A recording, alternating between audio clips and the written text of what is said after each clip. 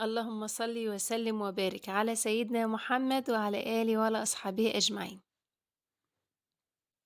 ازيكم يا حبايبي، عاملين ايه؟ يا رب تكونوا في خير وفي أحسن حال. يا ريت لو أول مرة تزوروا قناتي، يا ريت تشتركوا في القناة وتفعلوا زر الجرس عشان كل ما انزل فيديو جديد يوصلكوا الإشعار بيه. ولو عجبك الفيديو تشيريه لحبايبك وأصحابك عشان يستفادوا منه وعشان كمان يتفرجوا على الفيديو، ده فضلا وليس أمرا. نسمي الله ونخش نشوف الفيديو بتاعنا النهاردة الجامد جدا. فيديوك النهاردة ايه يا ام أفنان؟ هنعمل يا حبايبي مع بعض العيش اللي بالمكنة. العيش اللي بالمكنة يا حبايبي، شايفين ما شاء الله ولا حول ولا قوة إلا بالله العلي العظيم؟ شايفين الجمال والحلاوة؟ صلوا على النبي يا حبايبي وتعالوا مع بعض نشوف الفيديو. يلا نشوف الطريقة اللي احنا عجلنا فيها. هات كيس خميرة وشوية دقيق وتعالى أقولك نعمل العيش الجميل الحلو دوت بكيس خميرة بس وحبة دقيق. تعالوا مع بعض يلا، وهنعمله بطريقة جميلة جدا، وكمان العيش بتاعك هيبقى طري وجميل جدا.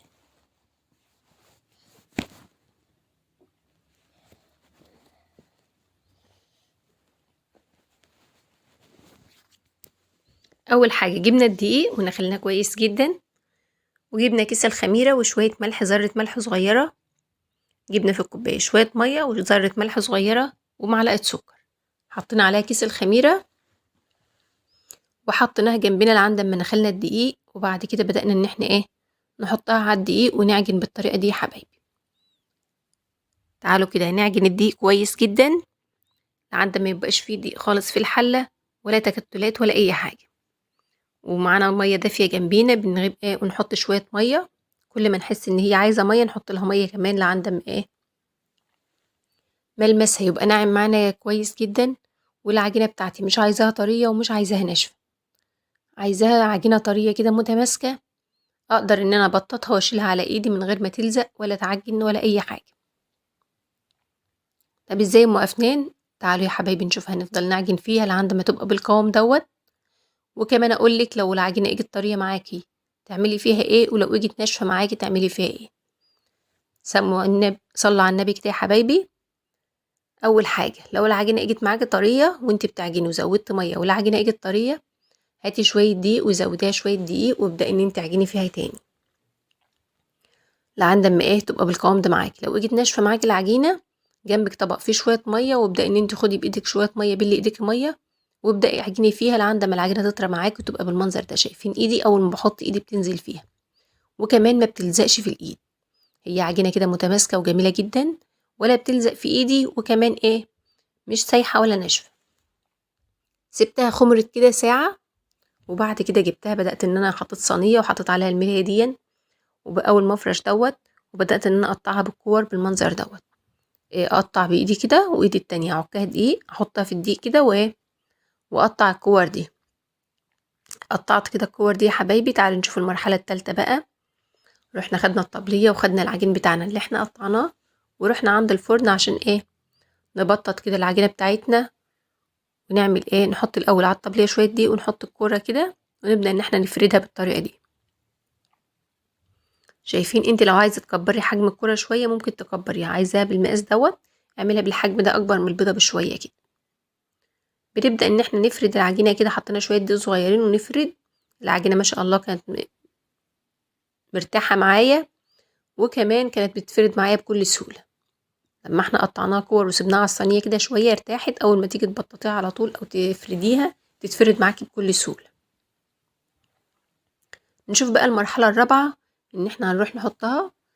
احنا بططناها بالطريقه دي وبالمقاس ده. تعالوا بقى نروح نشوف نحطها في المكنه وكمان نحطها على المطرحه ونحطها في الفرن. المطرحه يا ام افنان؟ المطرحه الخشبه اللي احنا بنحط عليها يا حبايبي رغيف العيش وبعد كده بنبدا ان احنا ندخله الفرن. ايوه هي اللي على الطبليه دي، شايفينها؟ دي اسمها المطرحه. ودي يا حبايبي المكنه.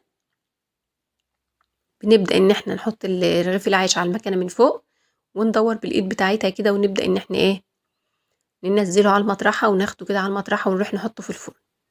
شايفين؟ مفيش أسهل من كده ولا أجمل من كده طبعا.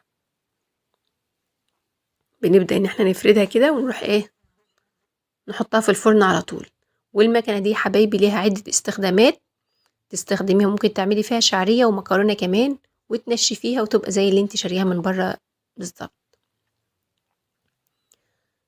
ازاي يا ام وقفتين تعملي شعرية ومكرونة؟ هي لها يا حبايبي 3 فتحات. اول فتحة اللي احنا بنعمل منها دي العيش، وكمان فتحة وراها على طول دي بتعمل منها مكرونة الطويلة الاسباجيتي، والاخر فتحة بتعمل الشعرية، بتنزل شعرية رفيعة كده تحط فيها العجينة وتنزل شعرية، وبناخدها ننشفها يا حبايبي ونعملها شعرية. هبقى اعملها لكم فيديوهات تانية ان شاء الله قريب جدا، انتظروها. هنعمل الشعرية والمكرونة، وده الفرن البلدي يا حبايبي اللي احنا عملنا فيه قبل كده الفطير، وعملنا فيه كمان القرص الفلاحي، وعملنا في المعمر. شايفين ما شاء الله، مفيش طبعا اسهل من كده ولا اجمل من كده. طبعا مفيش احلى من عيشة الريف، واي حاجة بتعمليها بتلاقيها موجودة جنبك على طول. شايفين المكنة؟ حطيت لكم كده اكتر من مقطع على المكنة، وكمان المكنة البكرة اللي فيها من الجنب دي، الحتة الكتلة اللي فيها من جنب البكرة دي بتعرفي تتحكمي في رغيف العيش، عايزاه رفيع او عايزاه سمكه تخين بتتحكمي فيها. هي لها 5 درجات، لو انت عايزاه، احنا كده عاملينها على رقم 3. لو انت عايزاها رفيعة كمان شوية هنخليها على 2، وممكن نخليها على 1. لو انت عايزة العيش تخين شوية وقصير شوية تخليها على رقم 4 أو 5. يعني البكرة دي بتتحكم في مقاس العيش إن كان تخين أو رفيع. شايفين العيش يا حبايبي؟ ما شاء الله، ولا حول ولا قوة إلا بالله العلي العظيم. شايفين جمال العيش وحلاوته؟ طبعا مفيش أجمل من كده ولا أحسن من كده. يا ريت لو وصلتوا الفيديو لعندي هنا متنسوش تحطوا اللايك، فضلا وليس أمرا.